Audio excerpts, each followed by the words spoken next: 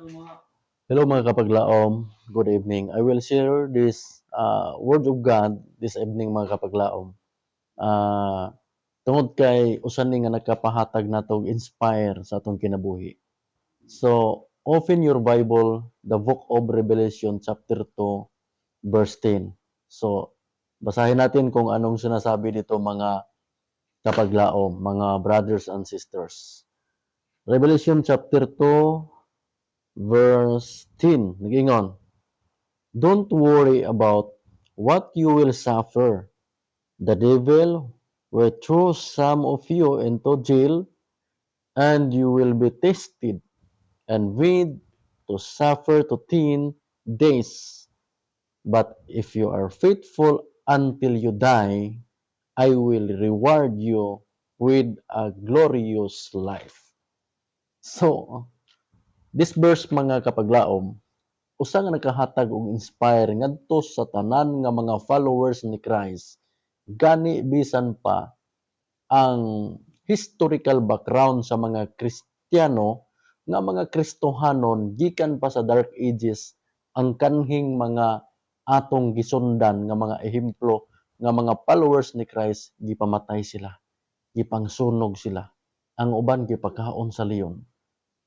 Unya, mauto ang gitawag mga kapaglaom nga Dark Ages, panahon sa paglutos. Unya, ang the book of Revelation chapter 2 verse 10, nag-ingon siya diri nga don't worry about what you will suffer. Ayaw kaguol, ayaw kabalaka. Kung unsa may atong pagaantuson, na ania karon sa Bisaya, ang yawa hapit na mubanlod kanato sa jail, sa prisuhan. Subuot ipasabot, ang jail or prisuhan nga gimension sa Biblia mga kapaglaom, usana siya kadako kaayo nga paglutos sa kinabuhi sa tao.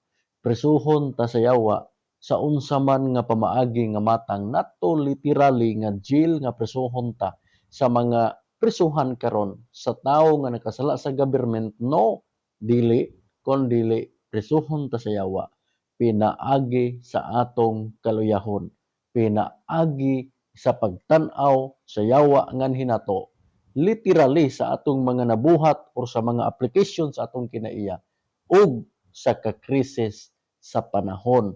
Gisabayan pa yun mga kapaglaom ug ang gihimo giroll ni Satan busa ang the book of Daniel chapter 2 up to Daniel chapter 7, gihimo yun pag-ayos sa mananap mapintas ang pagyatak-yatak sa tibuok kalibutan tungod kay lamyo niya pag-roll even ang atong mga government officialis nga gani literally nga panghitabo mga kapaglaom nganong krisis ug mapreso ta, gusto tang dalhon ni Satan sa kalisod, prisuhon tas kalisod, prisuhon tas ka krisis.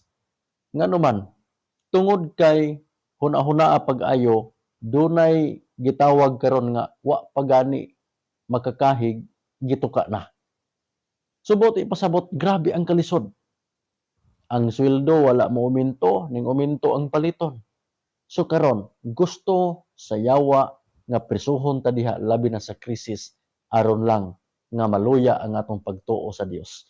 Kay remember mga kapaglaom, sa sinugdanan palang pagpag-ayo, ang historical background ini sa langit pa lang, ang yawa nga mao si Lucifer, nga mao si Satan, nga mao si Dautan, nagdumot na gyud siya pag-ayo ug naglagot na sa Dios. Ngano? Tungod kay bisan unsaon niya pagpuli sa trono nga gilingkuran sa Dios, di gyud niya mahimo ang pagpuli didto. Tungod kay siya hinimo lamang usab sa Dios. So mga kapaglaom, mga kaigsuonan, kung ikaw karon sumusunod ni Kristo, kung ikaw karon nahimo ng anak sa Dios, kanang naa diha sa Juan chapter the book of Juan chapter 1 verse 12 up to 13, ang Dios gud mismo mao'y nagbuot nga nahimo kang anak. Kung ikaw anak sa Dios, kung ikaw followers ni Jesus, nan ikaw karon gidumtan pud ka og naggagot pud pag-ayo ang yawa diha nimo. Remember, sa sinugdanan pa lang, ang yawa nagdumot ug naglagot na gina pag-ayo sa Dios. Busa kung ikaw sumusunod sa Dios, nan ang buhaton sa yawa mao gihapon ang buhaton sa yawa kanimo sama sa gibuhat niya ngadto sa Dios. So ayaw kabalaka. Ingon ang Revelation chapter 2 verse 10. Ingon siya, don't worry about what you will suffer. The devil will throw some of you into jail. So ani karon niabot na ang panahon, hapit na nga kita prisuhon na taniya sa devil, so si Satan.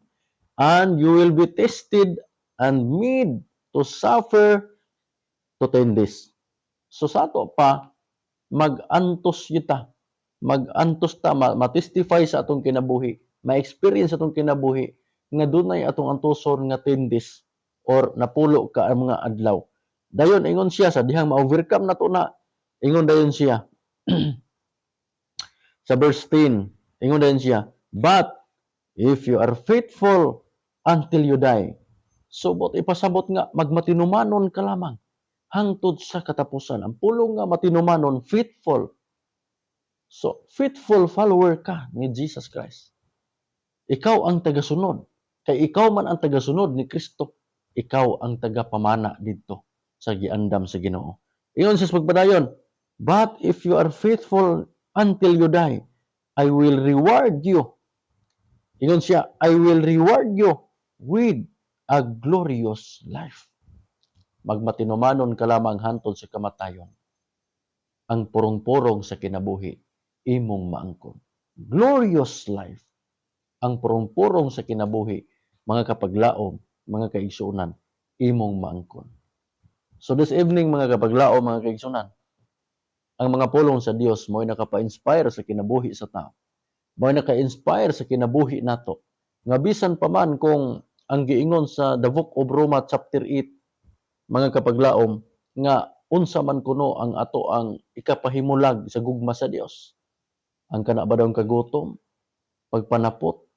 So, no, ingon ni Apostol Paul, dili tungod kay ang atong kinabuhi humantang gipakamatyan ni Kristo, nakabatunta og kinabuhi nga adunay pagkabanhaw gikan sa kamatayon tungod ni Jesus Christ. Aduna tay kadaugan. So mga kapaglaom this evening, I do hope nga naatay mga nakuha nga mga punto nga mga message tungod kay importante ni nga butang sa kinabuhi sa tao. God bless ug maayong gabi kanatong tanan.